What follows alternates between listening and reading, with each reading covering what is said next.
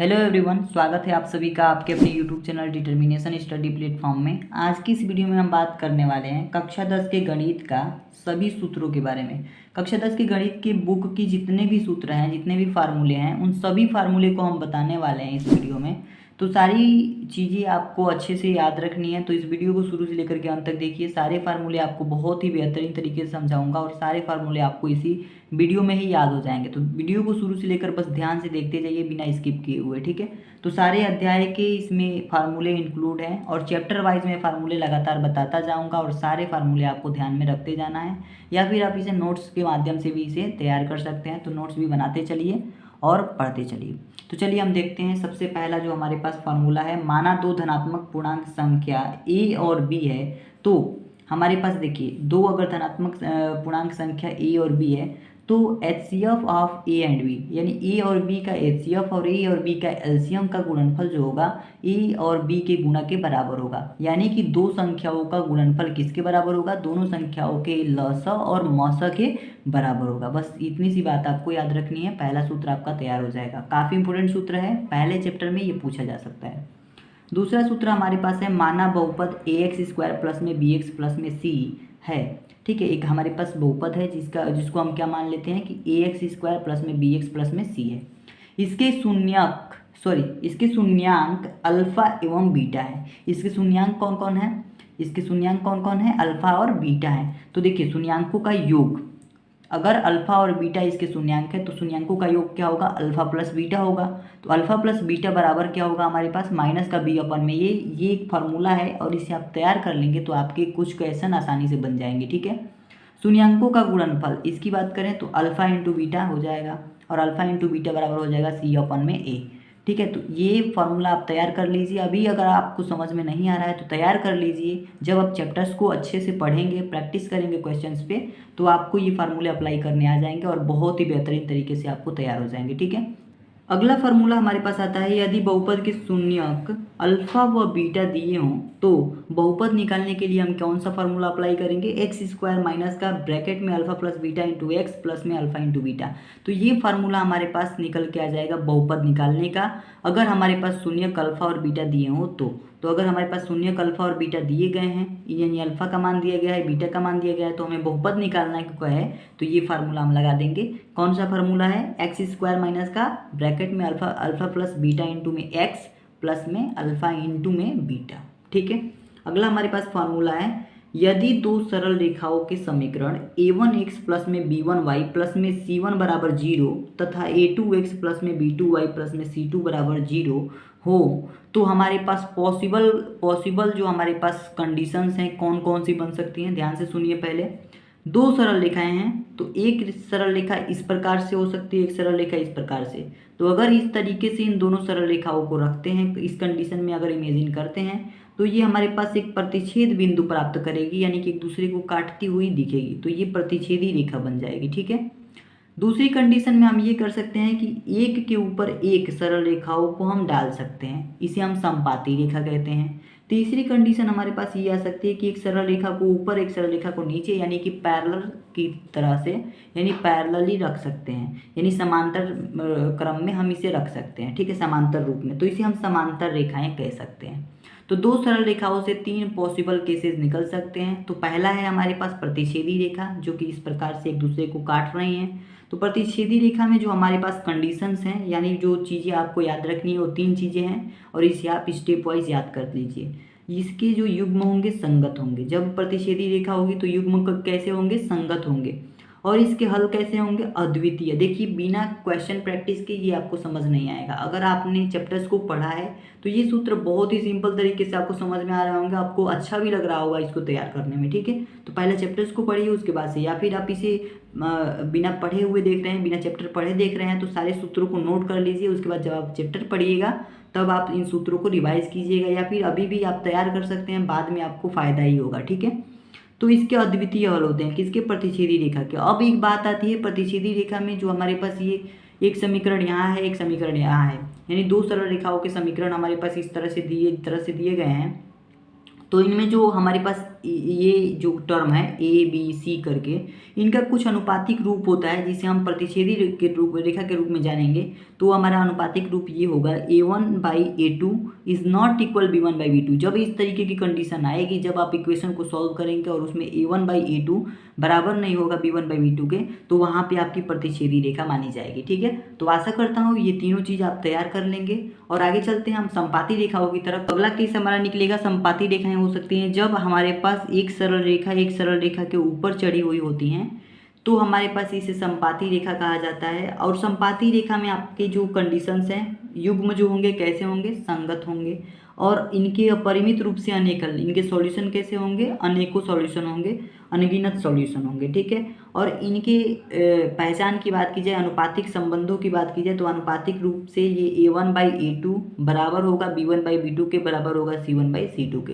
तो ये एक दूसरे के सभी बराबर होंगे। अगर ऐसी कंडीशंस आपको मिलती हैं समीकरण को सॉल्व करते समय, तो आप कहेंगे कि संपाती रेखाएं हैं और उसके युग्म संगत हैं और वो अपरिमित रूप से उनके हल भी है। ठीक है, अपरिमित रूप से अनेक हल भी हैं। अब बात करेंगे समांतर रेखाओं की। समांतर रेखाओं में हमारे पास रेखाएं क्या होंगी, कभी एक दूसरे से मिलेंगी नहीं। ठीक है, तो समांतर रेखाएं उन्हें ही कहते हैं। तो यहाँ पे देखिए इनके युग्म असंगत होंगे, इनके कोई हल नहीं होंगे, और इनकी जो अनुपातिक संबंधता होगी वो a1/a2 बराबर में b1/b2 इज नॉट इक्वल में c1/c2, यानी नॉट बराबर नहीं होगी c1/c2 के। तो इस तरीके से आपको इक्वेशन सॉल्व करने के बाद से अगर आपको इस तरीके से मिलता है देखने को, ठीक है, तो आप कह सकते हैं कि इनके युग्म कैसे हैं, असंगत हैं। तो प्रश्न में पूछा जाता है कि युग्म के बारे में बताइए कि युग्म कैसा है। अगर समीकरण दिए हों उसको हल करके बताना हो कि युग्म कैसे हैं, तो आपको इस तरीके से जांचना पड़ेगा उसको सॉल्व करके। ठीक है, तो अगर इस कंडीशंस में आते हैं तो युग्म असंगत होंगे और उनके कोई हल नहीं होंगे, रेखा के बारे में पूछी जाएगी तो समांतर रेखा होगी। ठीक है, तो अगला सूत्र है हमारे पास द्विघाती सूत्र, जिससे हम श्रीधाराचार्य सूत्र के नाम से भी जानते हैं। ये काफ़ी इंपॉर्टेंट सूत्र है, इसे भी आप याद कर लीजिएगा।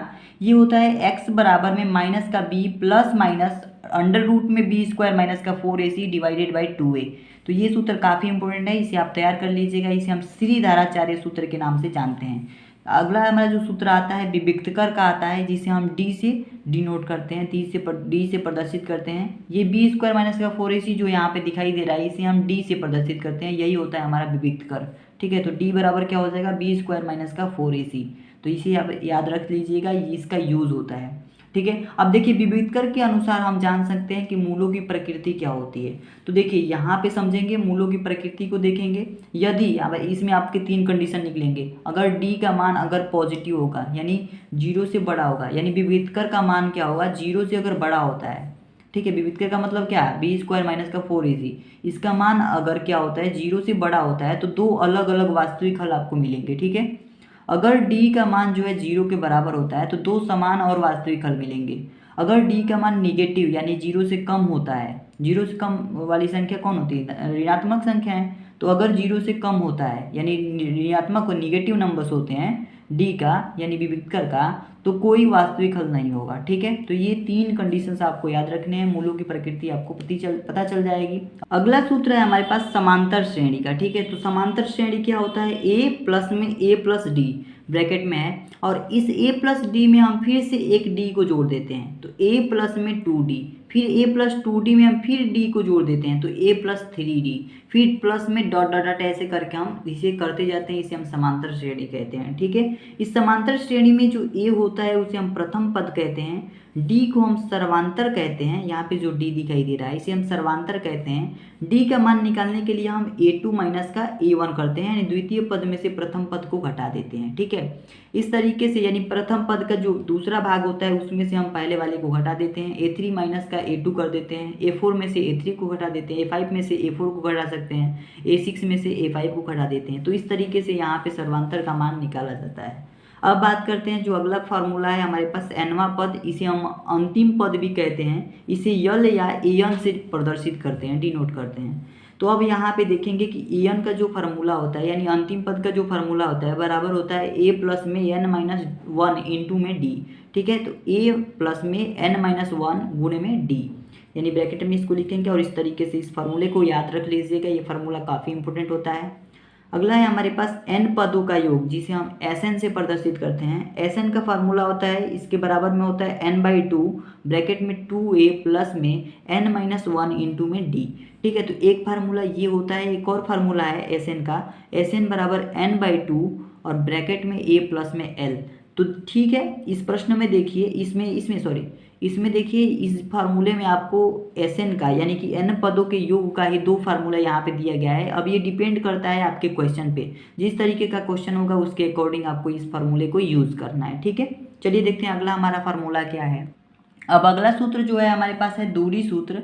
दूरी सूत्र ये हमारा जो सूत्र है ये कोऑर्डिनेट ज्योमेट्री यानी निर्देशांक ज्यामिति के चैप्टर में का सूत्र है। अगर हमारे पास P और Q दो बिंदु हैं तो P Q के बीच की दूरी का सूत्र हमारे पास क्या होगा, P Q बराबर हो जाएगा अंडर रूट में हम x2 माइनस x1 यानी कि P का अगर हमारे पास x1 और y1 हमारे पास दो निर्देशांक हैं, Q के x2 और y2 हमारे पास दो निर्देशांक हैं, तो इसके बीच की दूरी हम किस प्रकार से निकालेंगे, अंडर रूट में x2 माइनस का x1 का होल स्क्वायर प्लस में y2 माइनस का y1 का होल स्क्वायर। इस सूत्र को अप्लाई करके आप इसके दूरी के सूत्र को निकाल सकते हैं। ठीक है, आगे चलते हैं। अगला सूत्र है हमारे पास खंड सूत्र जिसे हम विभाजन सूत्र के नाम से भी जानते हैं। विभाजन सूत्र बराबर हो जाएगा हमारे पास m1 x2 प्लस में m2 x1 divided by m1 plus में m2। ठीक है, अब यहाँ पे कॉमा में m1 y2 प्लस में m2 y1 divided by m1 plus में m2। देखिए ध्यान से देखिए, यहाँ पे mx लिख लीजिएगा। इसको लिखने का यानी कि इसको याद करने का तरीका बता रहा हूँ। यहाँ पे mx और mx लिख देना है, नीचे mm लिख देना है। ठीक है, बीच में अभी चिन्ह के जगह पे छोड़ देना है। ठीक है, यहाँ पे प्लस प्लस सब में लगेगा, ये तो आपको पता है, कॉमन चीज़ है, तो प्लस प्लस सब में लगा देना है। mx लिख देना है, या my लिख देना है। ठीक है, नीचे mm दोनों में रहेगा। अब यहाँ पे क्या करना है, 12 यहाँ पे 1 यहाँ पे 2, 12 और यहाँ पे 2 यहाँ पे 1, यहाँ 12 21 याद कर लेना है, 12 21 12 21। ठीक है, इस प्रकार से आपको लिखना है, नीचे 12 लिखना है, बस इस तरीके से याद रखिएगा।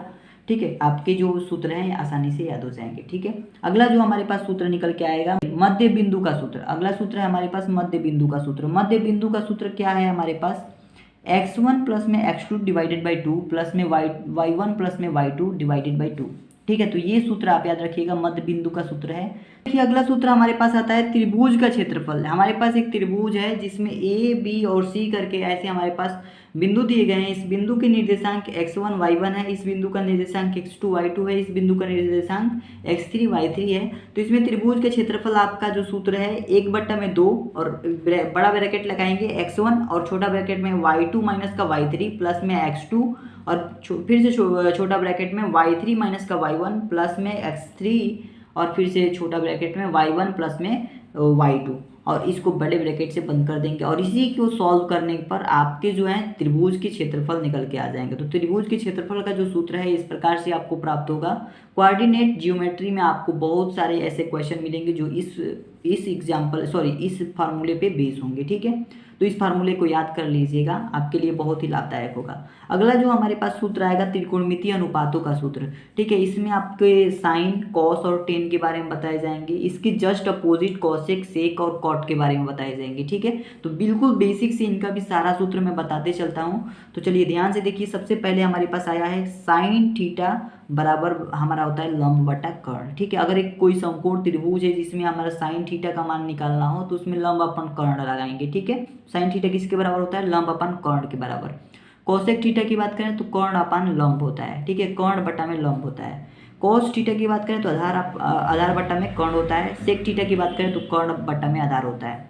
देखिए इसके जस्ट अपोजिट ये होता है, इसके जस्ट अपोजिट ये होता है। जैसे यहाँ पे लंब बटा कर्ण है तो इसी को उलाट करके यहाँ पे लिखा है कर्ण अपान में लंब। ठीक है, इसी तरीके से यहाँ पे आधार बटा कर्ण होता है तो इसको जस्ट अपोजिट कर्ण बटा में आधार हो जाता है। ठीक है, इसके जस्ट नीचे चलेंगे आप तो यहाँ पे है हमारे पास टेन थीटा होता है लंब बटा आधार। यहीं पे कॉट थीटा की बात करें तो ये होता है आधार बटा लंब। ठीक है, तो ये भी फार्मूला आप तैयार कर लीजिएगा। ये 6 अनुपात होते हैं त्रिकोणमिति के, तो त्रिकोणमितीय अनुपातों में ये 6 फार्मूले आपको याद रखना है। ठीक है, चलिए देखते हैं अगला हमारे पास क्या है। जैसा कि आपको स्क्रीन पर दिख रहा होगा कि त्रिकोणमितीय सारणी यहाँ पे बनाई गई है। त्रिकोणमितीय सारणी का ये यहाँ पे एक फोटो दिखाई दे रहा है। इस त्रिकोणमितीय सारणी को आपको क्या करना है, नोट कर लेना है। अच्छे तरीके से, और इस पूरे सारणी को याद कर लेना है, क्योंकि सारा जो क्वेश्चन है, जो मेन कंसेप्चुअल क्वेश्चन है, वो सभी इसी पर सॉल्व होंगे। ठीक है, आगे आने वाली जितनी भी प्रश्नावली हैं, जितने भी अच्छे अच्छे क्वेश्चन हैं आपके बोर्ड एग्जाम में पूछे जा सकते हैं, किसी भी एग्जाम में पूछे जा सकते हैं, वो सभी इसी पे अधिक बेस रहते हैं। ठीक है, तो इस सारणी को याद कर लेना आपके लिए बहुत ही लाभदायक होगा। ठीक है, अगला हमारे पास जो सूत्र है साइन स्क्वायर थीटा प्लस में कॉस स्क्वायर थीटा बराबर में 1। उसके बाद से एक और सूत्र आपको निकल के आएगा 1 प्लस में टेन स्क्वायर थीटा बराबर में सेक स्क्वायर थीटा। फिर इसी तरीके से 1 प्लस में कॉट स्क्वायर थीटा बराबर में कॉसेक स्क्वायर थीटा। इन तीनों सूत्रों को याद कर लीजिएगा, तीनों सूत्रों पर आधारित प्रश्न बनते हैं। ठीक है, अब देखिए आगे जो हमारे पास सूत्र है साइन थीटा। साइन थीटा को हम लिख सकते हैं 1 में कॉसेक थीटा लिख सकते हैं। ठीक है, इसी तरीके से कॉसेक थीटा को हम लिख सकते हैं 1 में साइन थीटा। कॉस थीटा को लिख सकते हैं 1 में सेक थीटा। सेक थीटा को लिख सकते हैं 1 में कॉस थीटा। टेन थीटा को लिख सकते हैं 1 में कॉट थीटा, और कॉट थीटा को लिख सकते हैं 1 में टेन थीटा। ये सारे सूत्र आपको याद होने चाहिए। आगे आगे हमारे पास सूत्र है टेन थीटा का। टेन थीटा बराबर होता है साइन थीटा अपन में कॉस थीटा। ठीक है, साइन थीटा अपन में कॉस थीटा किसके बराबर होता है? टेन थीटा के बराबर। इसी के जस्ट अपोजिट कॉट थीटा की बात करें तो ये कॉस थीटा अपन में साइन थीटा होता है, यानी कि ये ऊपर और ये नीचे हो जाता है तो कॉट थीटा के बराबर हो जाता है। ठीक है, तो ये दोनों सूत्र इंपॉर्टेंट है, सिद्ध करने वाले प्रश्नों में आपके यूज होते हैं। आगे हमारे पास सूत्र है साइन 90 माइनस थीटा बराबर होता है कॉस थीटा। ठीक है, कॉस 90 माइनस थीटा बराबर होता है sine theta. Tan 90 minus theta बराबर होता है cot theta. Cot 90 minus theta बराबर होता है tan theta. Sec 90 minus theta बराबर होता है cosec theta. Cosec 90 minus theta बराबर होता है सेक थीटा। तो इन सभी को याद रखना है। देखिए यहाँ साइन 90 माइनस थीटा हुआ है तो कॉस हो गया है, इसी से हमको बना है यहाँ पे, इसी का जस्ट अपोजिट है कॉस 90 माइनस थीटा, ये साइन बन गया है। ठीक है, यहाँ साइन था, यहाँ साइन आया, यहाँ कॉस था तो यहाँ कॉस, यानी कि साइन 90 माइनस थीटा निकाल रहे हैं तो कॉस बन जा रहा है, कॉस 90 माइनस थीटा तो साइन बन जा रहा है। इसी तरीके से टेन और कॉट याद रखना है। टेन 90 माइनस थीटा करेंगे तो कॉट बनेगा, कॉट 90 माइनस थीटा करेंगे तो टेन बनेगा। इस तरीके से ये फॉर्मूले हैं। ठीक है, चलिए देखते हैं आगे हमारे पास फॉर्मूले कौन कौन से हैं। इसी तरीके से आगे हम बात करें तो वृत्त का क्षेत्रफल पाई आर स्क्वायर होता है, ये भी एक फार्मूला बहुत इंपॉर्टेंट है। वृत्त की परिधि 2 पाई आर होती है, ये भी आप याद कर लीजिएगा। यहाँ पे हमारे पास एक त्रिज्यखंड दिया हुआ है, त्रिज्यखंड दिया हुआ है। ठीक है, त्रिज्यखंड में आप देख पा रहे हैं कि ये जो भाग है हमारे पास टोटल, ये दीर्घ त्रिज्यखंड कहलाता है। ये जो छोटा भाग है जो त्रिभुज आकार का बना हुआ है यहाँ पे थीटा वाला, ये तो इसे हम लघु त्रिज्यखंड कहते हैं। ठीक है, तो इसमें हमारे पास जो फार्मूले बनते हैं किस प्रकार से, लघु त्रिज्यखंड का क्षेत्रफल। ठीक है, इस तरीके से हमारे पास एक फार्मूला बना। तो लघु त्रिज्यखंड का क्षेत्रफल होता है थीटा अपान में 360 गुणे में पाई आर स्क्वायर। ठीक है, इसी तरीके से लघु त्रिज्यखंड की परिधि थीटा अपान में 360 गुणे में 2 पाई आर। इसी तरीके से दीर्घ त्रिज्यखंड का क्षेत्रफल 360 माइनस का थीटा बट्टा में यानी डिवाइडेड बाई 360 गुणे में पाई आर स्क्वायर। दीर्घ त्रिज्यखंड की परिधि क्या होगी? 360 माइनस का थीटा 360 गुणे में 2 पाई आर। 360 माइनस का थीटा डिवाइडेड बाई 360 गुणे में 2 पाई आर। तो ये सारे सूत्रों को आपको तैयार कर लेना है, ये बहुत ही इंपॉर्टेंट है। ठीक है, अगला सूत्र हमारा बनेगा वृत्तखंड पर। वृत्तखंड का क्षेत्रफल पूछा जा सकता है, तो वृत्तखंड का क्षेत्रफल आप याद रखिएगा क्या होता है? त्रिज्यखंड का क्षेत्रफल माइनस का त्रिभुज का क्षेत्रफल। ठीक है, इसी तरीके से वृत्तखंड की परिधि क्या होती है? त्रिज्यखंड की परिधि में से त्रिभुज की परिधि को घटा देंगे तो हमारे पास हो जाएगा ये वृत्तखंड की परिधि। तो वृत्तखंड से ये दो तरह के फॉर्मूले निकल के आते हैं जिसपे क्वेश्चन आपको बनते हैं। अब देखिए घन के बारे में पढ़ेंगे। ठीक है, तो घन इस प्रकार से होता है जिसमें भुजा ए होती है, सारी भुजाएं इसमें क्या होती हैं? ए होती हैं। तो भुजा जो हमारे भुजा की लंबाई है वो कितनी है? ए होती है। ठीक है, पृष्ठीय क्षेत्रफल क्या होता है? 6a square. टोटल 6 फलक होते हैं इसमें, तो 6a स्क्वायर यानी 6 गुणे में a और इसका स्क्वायर कर देंगे तो हमारे पास पृष्ठीय क्षेत्रफल निकल के आ जाएगा। किसका पृष्ठीय क्षेत्रफल? घन का पृष्ठीय क्षेत्रफल। ठीक है, घन के आयतन की बात करें तो घन का आयतन a के क्यूब होता है। ठीक है, a का घात 3, ये हमारा होता है घन का आयतन। अब बात करते हैं घनाभ की। ठीक है, तो घनाभ का पृष्ठीय क्षेत्रफल क्या होता है? 2 गुणे में लंबाई गुणे चौड़ाई प्लस में चौड़ाई गुणे ऊंचाई प्लस में लंबाई गुणे ऊंचाई, ये होता है। L को हम लंबाई, B को चौड़ाई, H को हम ऊंचाई कहते हैं। तो 2 इंटू में L इंटू बी प्लस में B इंटू एच प्लस में L इंटू एच, यही हमारा फॉर्मूला होता है घनाभ के पृष्ठीय क्षेत्रफल का। घनाभ के आयतन की बात करें तो घनाभ का आयतन होता है L into b into h, यानी लंबाई गुणे चौड़ाई गुणे ऊंचाई, यही होता है घनाभ का आयतन। घनाभ कुछ इस प्रकार से होता है जिसमें ये हमारी ऊंचाई होती है, ये हमारी चौड़ाई होती है और यहाँ पे ये हमारी लंबाई होती है, ठीक है। बेलन की बात करते हैं। बेलन का वक्र पृष्ठीय क्षेत्रफल हमारे पास होता है 2πr/h। ये हमारे कुछ बेलन इस प्रकार से होता है जिसमें हमारे पास ये r जो होती है त्रिज्या होती है, r क्या होती है त्रिज्या होती है, h क्या होती है हाइट यानी ऊंचाई है। तो बेलन का वक्र पृष्ठीय क्षेत्रफल 2πr/h होता है। बेलन का संपूर्ण पृष्ठीय क्षेत्रफल होता है 2πr/h प्लस में 2πr², ठीक है। इसी तरीके से बेलन के आयतन की बात करें तो बेलन का आयतन होता है πr²h, ठीक है। πr²h क्या होता है, बेलन का आयतन होता है। अगला है हमारे पास शंकु। शंकु का वक्र पृष्ठीय क्षेत्रफल πrl होता है। शंकु का संपूर्ण पृष्ठीय क्षेत्रफल πrl प्लस में πr² होता है। शंकु के आयतन की बात करें तो 1/3 πr² होता है। अगला है हमारे पास गोला। गोला का पृष्ठीय क्षेत्रफल की बात करें तो 4πr² होता है। गोले का जो हमारे पास पृष्ठीय क्षेत्रफल होता है 4πr²। r क्या है हमारे पास त्रिज्या, गोले का त्रिज्या। गोला इस प्रकार से होता है और इसकी त्रिज्या r है। गोले के आयतन की बात करें तो 4/3 यानी 4/3 πr³ होता है, ठीक है। गोले का आयतन क्या होता है 4/3 πr³। अर्धगोला की बात करते हैं। अर्धगोला कुछ इस प्रकार से होता है, यहाँ पे हमारे पास r जो होता है इसकी त्रिज्या होती है। अर्धगोले का पृष्ठीय क्षेत्रफल होता है 2πr²। अर्धगोले का आयतन होता है 2/3 πr³, ठीक है।